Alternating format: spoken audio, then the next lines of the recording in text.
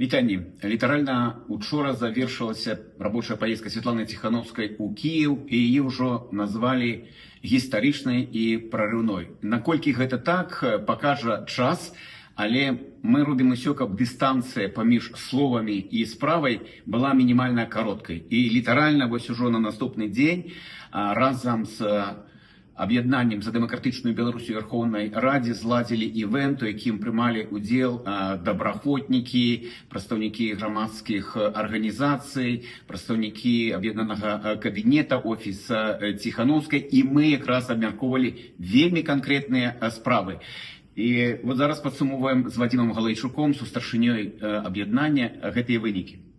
Так, сьогодні ми зібралися з колегами, народними депутатами і представниками білоруської опозиції знову проговорити про першочергові пріоритети, конкретні справи теж обговорювали, мається на увазі те, що стосувалося проблемних питань білорусів, які воюють в українській армії і їх родин, питання, які виникають у наших відносинах і у тому, як нам комунікувати ті проблеми для того, аби завдання, яке ми перед собою ставимо, вільна, демократична Білорусь, з якою, звичайно ж, Україна і хотіла би мати оцей великий спільний кордон, а не з режимом Лукашенка, як зробити це реальністю. Є конкретні пропозиції, по яких ми далі співпрацюючи, будемо вже робити і офіційні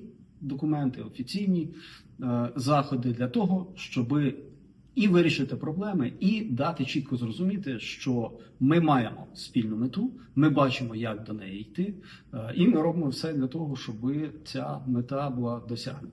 Ну, коли говорити про конкретику, то гэта ідзе розмова про проект закону, да які і добраахвотнікі, і іншыя ініцыятывы могуць сфармуляваць свае прапановы, і дэпутаты бяруць на сябе гэтую місію паспрабаваць імплементаваць іх у заканадаўства. Па-другое, дэпутаты будуць спрыяць таму, каб з'явілася вот эта міжсектаральная група, якая ўключае прадстаўнікоў і выканаўчай улады, і заканадаўчай, і прадстаўнікоў беларускіх ініцыятыў, каб вырашаць вось тыя праблемы, пра якія мы гаварылі. Мы гаварылі і пра перспектыву.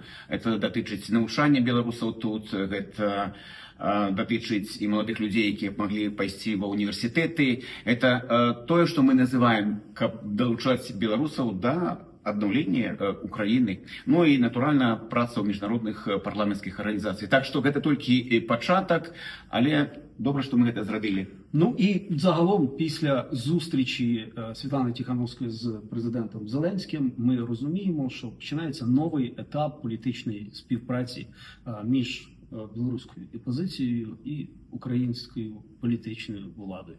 Слава Україні! Героям слава! Живе Білорусь! Живе вічно!